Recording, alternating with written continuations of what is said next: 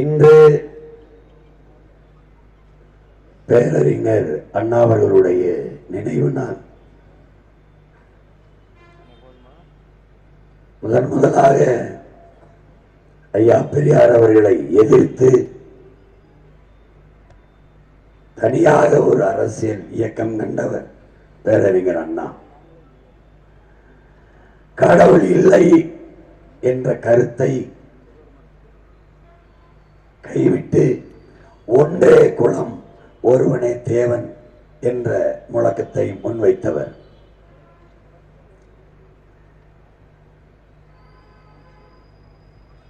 மதுவை விற்று வருகிற வருமானம் குஷ்டரோகியில் இருக்கிற வெண்ணக்கு சமம். மதுவை விற்றுத்தான் அரசு நடத்த வேண்டும் என்கிற நிலை இருந்தால் அந்த பதவி துண்டை உதறி தோளில் போட்டுக்கொண்டு சென்று விடுவேன். அந்த தவறை ஒருபோதும் செய்ய மாட்டேன் என்று இறுதி வரை உறுதியாக நின்ற பெருமகன்.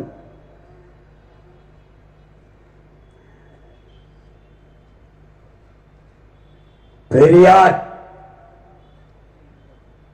வருவதற்கு முன்பு 2 முதுகலை பட்டங்களை பெற்ற பேரறிஞர் நம்முடைய அண்ணா அவர்கள். பெரியார் அண்ணாவை படிக்க வைக்கவில்லை, அவரோடு இருந்த ஐயா நெடுஞ்செழியனை அன்பணங்களை எல்லாம் பெரியார் படிக்க வைக்கவில்லை என்பதை பெருமக்கள் நீங்கள் அறிய வேண்டும்.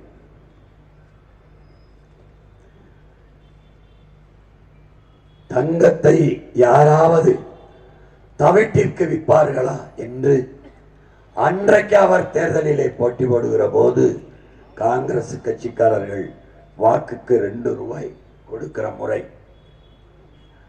அப்போது மதிப்புமிக்க தங்கத்தை, உங்களுடைய உரிமையை யாராவது தவிட்டிற்கு விற்பானா என்று சாடியவர், பேசியவர் அண்ணா.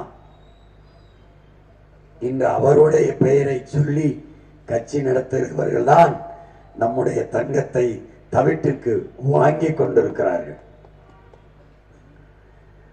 கடமை, கண்ணியம், கட்டுப்பாடு என்று அவர் முன்வைத்த முழக்கத்திற்கேற்ப அவதூறு, அநாகரிக, அசிங்க, பழிவாங்கல், அடக்குமுறை, ஒடுக்குமுறை, இந்த கேடுகட்ட அரசியல் இல்லாது நல்லாட்சி கொடுத்த நாயகன் நம்முடைய பேரறிஞர் அண்ணா அவர்கள். மாற்றான் தோட்டத்தின் மல்லிகைக்கும் மனமுண்டு என்று சொன்னவர். அவர் அரசியல் தளத்திற்கு வந்த பிறகுதான் தமிழக அரசியல் வரலாற்றில் மேடைகளில் தமிழர்களின் இலக்கியமும் தமிழர்களின் வரலாறும் பேசப்பட்டது என்பதுதான் வரலாறு. அதனாலேயே பேரறிஞர் அண்ணா என்கிற பெருந்தகையை நாம் போற்றுகிறோம்.